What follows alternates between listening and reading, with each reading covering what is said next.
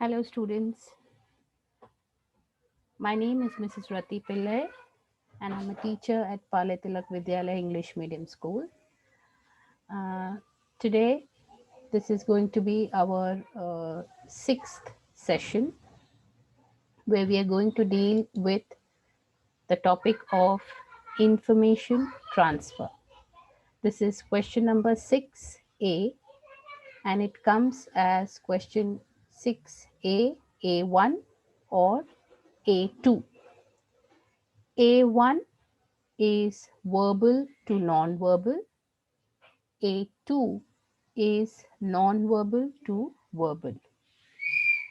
Any one of these questions have to be attempted and it is for 5 marks.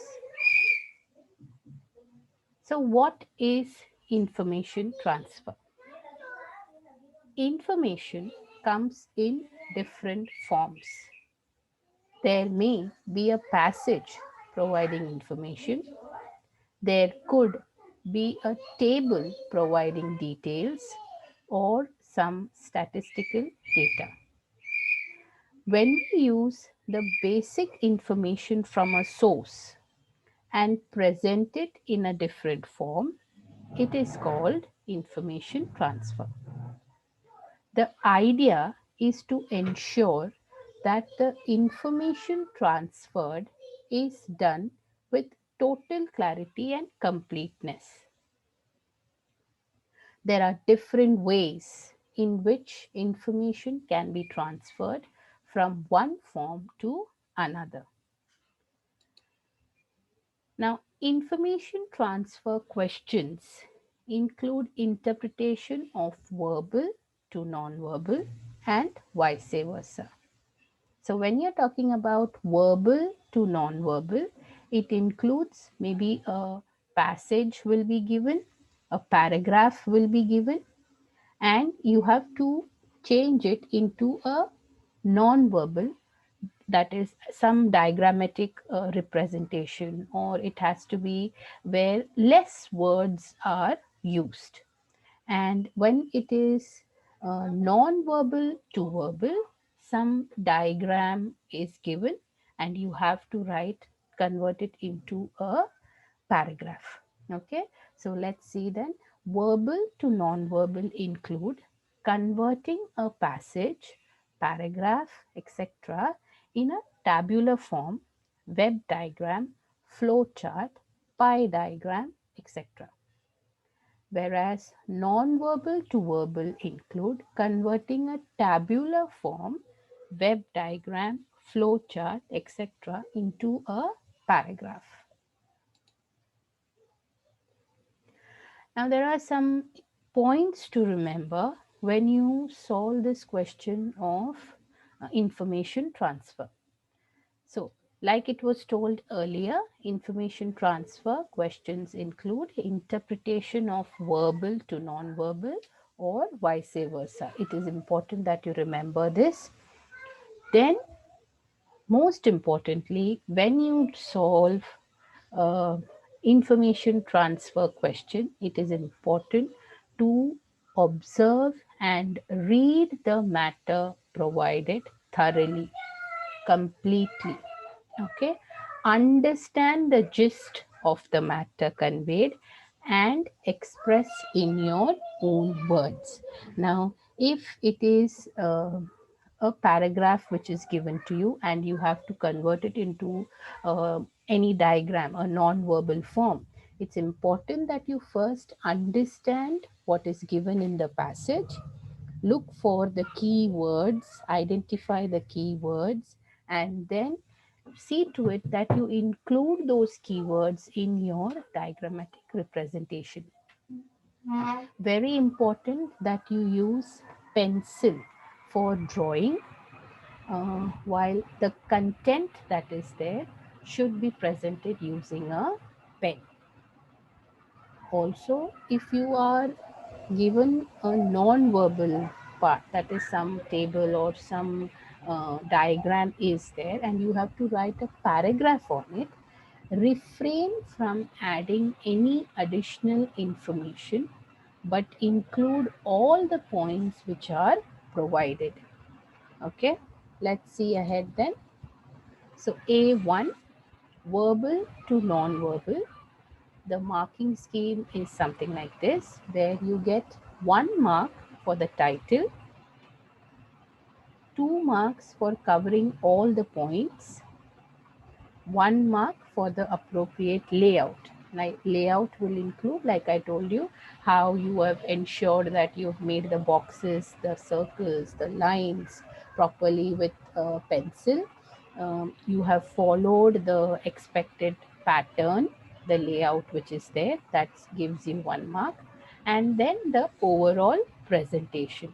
Now you have to make sure that the columns or the boxes that you make, they are all tidy, they are of appropriate or similar sizes. So all that overall presentation will give you 1 mark. So let us see an example. Verbal to non-verbal. Now we are going to look at do's and don'ts. Okay, so verbal to non-verbal, which means a passage is given to you and you have to convert it into non-verbal, that is do's and don'ts, into do's and don'ts. So let us see then. Read the paragraph or the information thoroughly. Identify the important points. It's very important you identify. You can lightly mark it with a pencil, which are the important points that have to be part of your non-verbal work. Okay, then when you write do's and don'ts, it is important that you number the points. Okay, numbering the points is important. Don't put any symbol just like that, don't write it like that only. Number the points and write it. All the do's have to be imperative sentences. It's important that all the sentences that you write under the do's column be imperative sentences. Likewise, all the don'ts have to begin with the word don't. When you write the don'ts sentences, every sentence which you write under the don'ts column should begin with the word don't.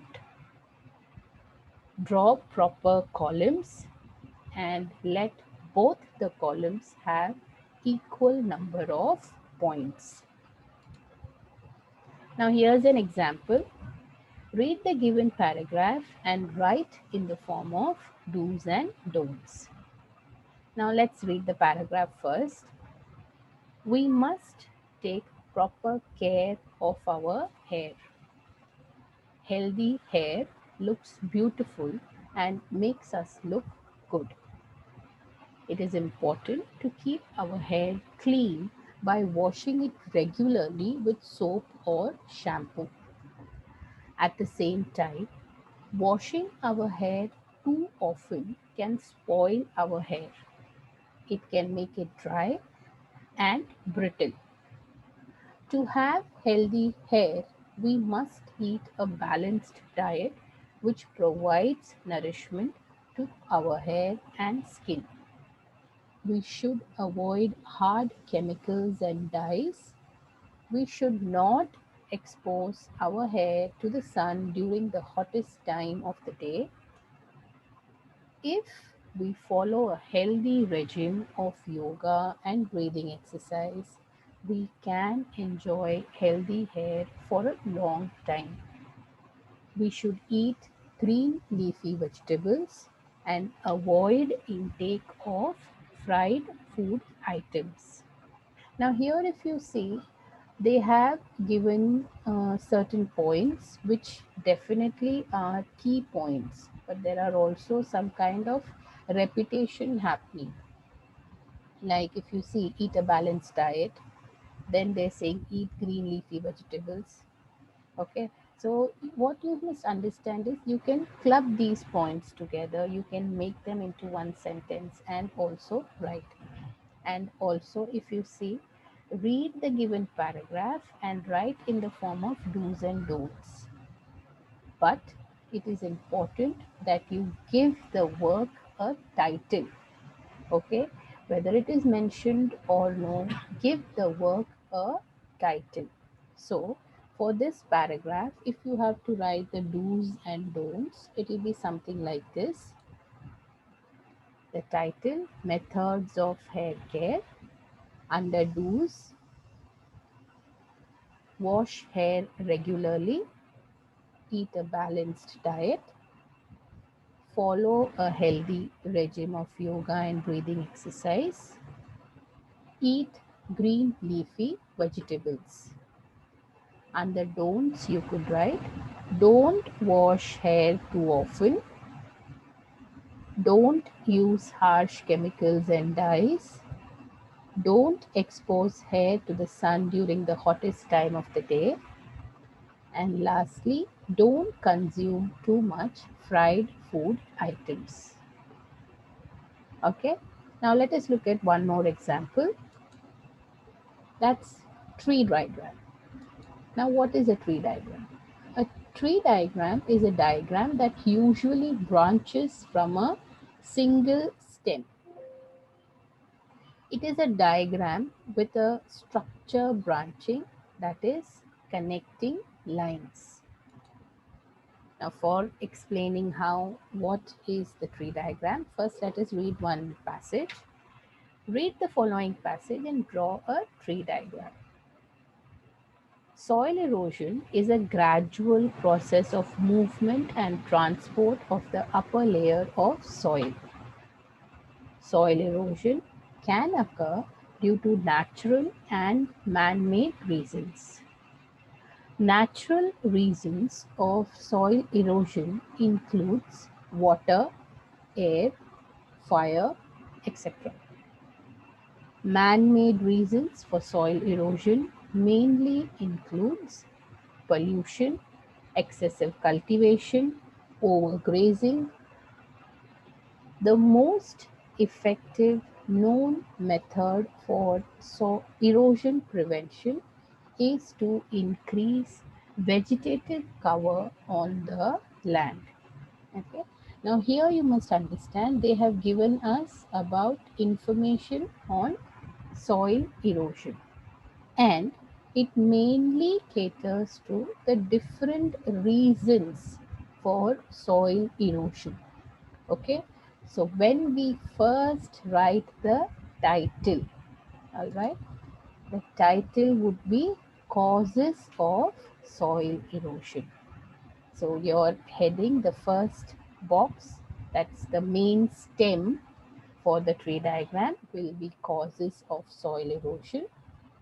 Then you bifurcate, divide it into two parts, branching out, which is there, natural reasons and man-made reasons.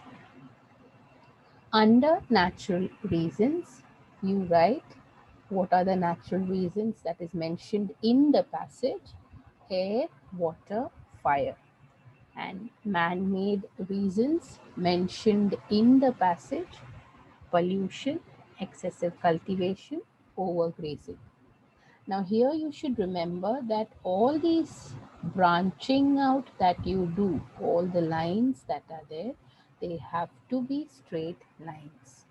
Avoid making it into slant lines.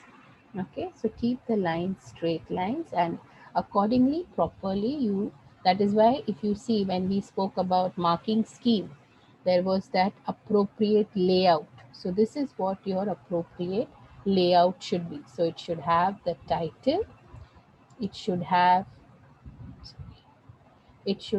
the branching out properly, and all the important data in the passage should be there in the diagram. Okay, let us go ahead now and look at non-verbal to verbal.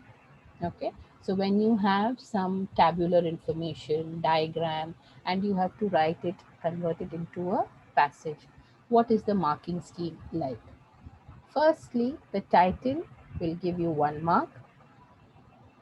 Use of given points will be for 2 marks. Grammar will be for 1 mark. Appropriate language and conclusion will be for 1 mark. Okay, let's see then. Here we are going to look at web diagram. A web diagram is a diagrammatic representation of some information. While drawing a web diagram, it is important to put the key point in the center and all the related points around it. Proper lines have to be drawn. All the keywords should be in boxes or in circles, ovals, whatever it is there. Okay. Now look at this. Observe the following web diagram and write a paragraph on the same. Now here if you see, our key point which is there is natural resources, and all the related points are air, water, minerals, oil, coal, natural gas, timber, soil. Now keeping these points in mind, you have to write a paragraph. So most importantly, you begin with the title. Okay, so let us see then. Natural resources. Natural resources are materials or substances found in nature which we exploit for economic purposes. There are many natural resources which should be conserved, else they will disappear forever. Proper management of natural resources is indeed the need of the hour. Some natural resources that we get from the nature are air, water, minerals, oil, coal, natural gas, timber, and soil. Let us conserve natural resources for our own good. Now, this is how it should be.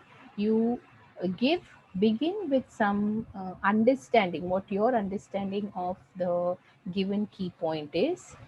Include all the points which are there in the web diagram, and you could give one sentence as a message, or what you want to, how you want to conclude your work. Okay, so this is how you have the web diagram which is drawn, where like it is mentioned here, the key point is in the center, all the surrounding other points, related points are surrounding it, like it is made here in proper ovals. The lines have to be straight, proper lines. Okay, and the pencil should be used. The content has to be written in pen. Now here it was non-verbal to verbal. Okay, where the title is important, and then you write one paragraph on it. Okay, let us look at one more example. Now let's look at flowchart. A flowchart is a diagrammatic representation of the sequence in which a process occurs. So there are some important points to remember while drawing a flowchart. Flowchart is a diagram showing the sequence of events which occur in a process. It aids better understanding of the systematic flow of information. It helps us in understanding the systematic flow of the information.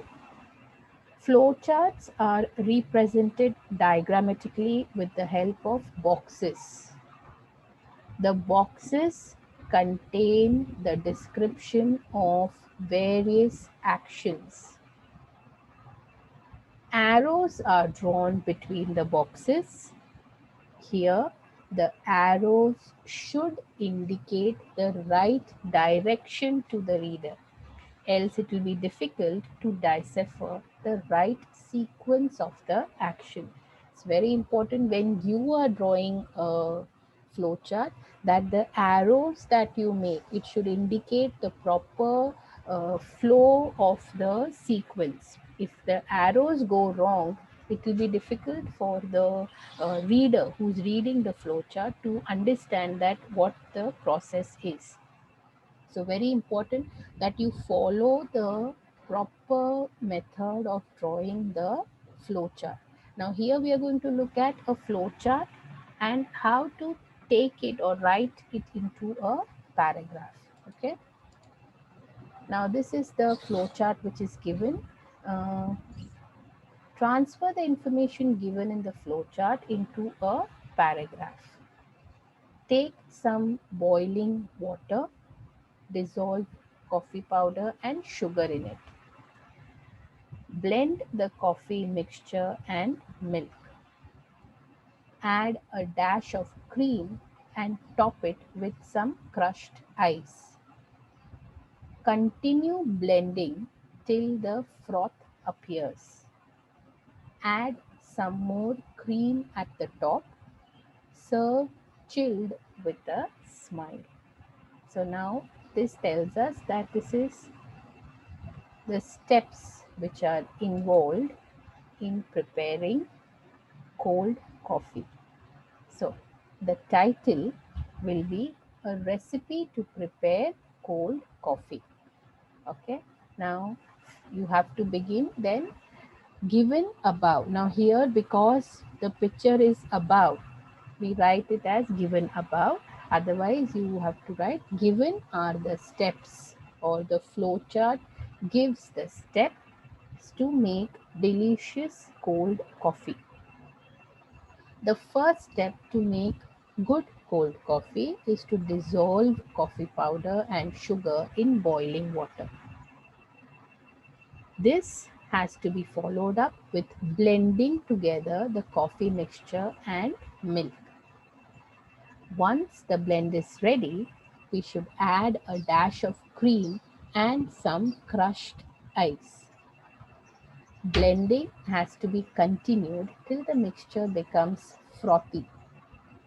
Once the frothy mixture is ready, it is time to serve it with some cream on top. It tastes good if served chilled and with a smile. So if you see all the points which are there in the flowchart, it is all covered here in the paragraph. And no other details or additional details have been added to this work. All right. So these are a few ways that you can write, um, do your information transfer topic. Okay. I hope the session has been helpful and you have got a better clarity on how to do the questions on information transfer. With that note, I take your leave. Thank you very much. All the very best.